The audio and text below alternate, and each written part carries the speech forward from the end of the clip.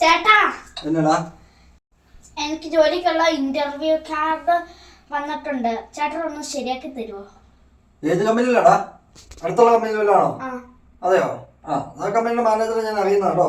കുഴപ്പമില്ല, ഞാൻ പറയാം കേട്ടോ. എന്നാ ഇന്റർവ്യൂ? നാളെയോ? ആയിക്കോട്ടെ, കുഴപ്പമില്ല കേട്ടോ, ഞാൻ പറയാം കേട്ടോ. അപ്പൊ നീ പോക്കോ, ഞാൻ പറഞ്ഞോളാം. ചേട്ടൻ എനിക്ക് വേണ്ടി ഒരു റെക്കമെൻഡ് പോലും ചെയ്തില്ലല്ലോ. ഞാൻ പോയപ്പോ ആ ജോലി ഒന്നും കിട്ടില്ലല്ലോ. നിനക്ക് വേണ്ടി ഒരു റെക്കമെൻഡ് ഞാൻ ചെയ്യാൻ പോകുന്നില്ല.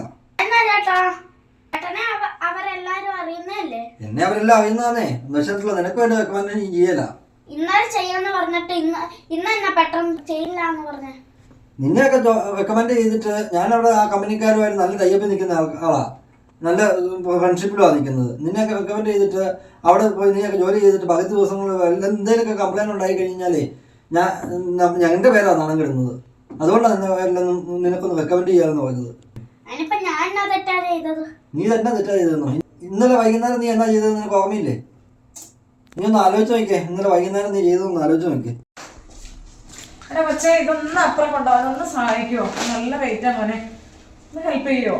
എനിക്ക് വലിയ IT കമ്പനിയുടെ ജോലി വാങ്ങിക്കാനുള്ള ഈ പണ്ടക്കെട്ട് നടക്കാൻ എനിക്ക് കാണാൻ പറ്റില്ല. വേണമെങ്കിൽ എടുത്തോണ്ട് ഓർമ്മ വന്നോ ഇന്നലെ വൈകുന്നേരം എന്നാ ചെയ്താന്നുള്ള കാര്യം? മനസ്സിലായല്ലോ? നീ ഒരു കാര്യം നീ ഇവിടുന്ന് അറിയുമ്പോക്കോ. വിട്ടോ